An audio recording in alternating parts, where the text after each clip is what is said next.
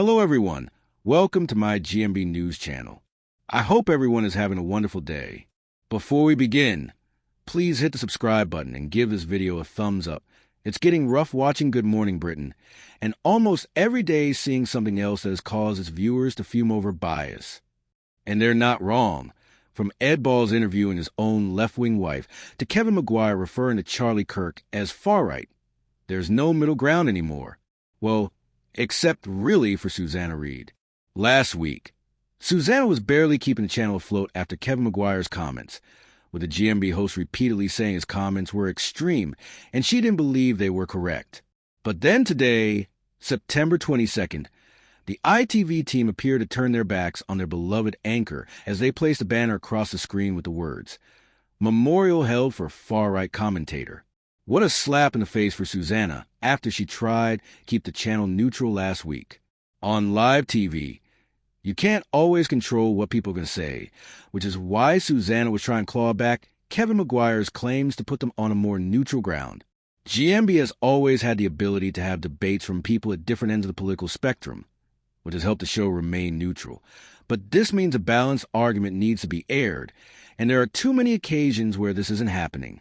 And now, to have people behind the scenes throwing the word far-right around, despite Susanna herself stating it was an extreme way to describe Charlie Kirk, is embarrassing for both ITV and, quite frankly, Susanna. She profusely fought Kevin Maguire during his claims last week, and ITV have turned around and done the polar opposite of what she said. This morning, viewers shared their fury that the phrase far-right was just being thrown around, while another person said they didn't like the tone of the coverage. A third even said they should all be sacked. This just puts into perspective how frustrated people are with this all.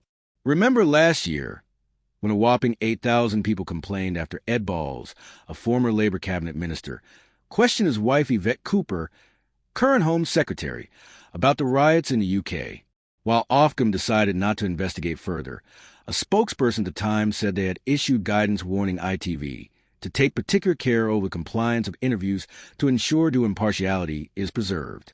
Yet, Ed was back in the chair earlier this month, while Yvette was being quizzed once more. I mean, if in the UK you cannot be made to testify against your spouse in court of law, how on earth do you expect a husband to ask his wife tough questions on their politics on live TV? Why is he there? There are plenty of days in the week he's not at work. Choose one of those. In order to achieve due impartiality, it doesn't mean the show needs to be strictly neutral or provide equal airtime for all views, but it does mean that any significant views on matters of political or industrial controversy are presented with due weight. Bias is also not supposed to be aired on our TVs, which is an imbalance in favor of a particular viewpoint. It's quite clear that GMB has fallen short here, and I don't know how there's nobody at the top getting frustrated with all the comments on X complaining about its bias. Maybe it's because they're not bothered. That's why there needs to be a cull from the inside out. We live in a world where people find out most of their news and choose their politics from social media. TV programs get clipped and uploaded to TikTok.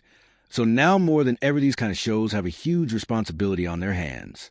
No matter what side of politics you lean on, the right thing to do is to want everyone to make an informed decision. And that's never going to happen if we got shows leaning into a narrative, not sharing balanced views, or a former lefty-turned-strictly-turned TV presenter deciding not to interview his wife, so he doesn't give her a hard time. So what do you guys think about this update? Let me know in the comments below. And if you like my videos, please press like and subscribe for more. I'll see you guys next time.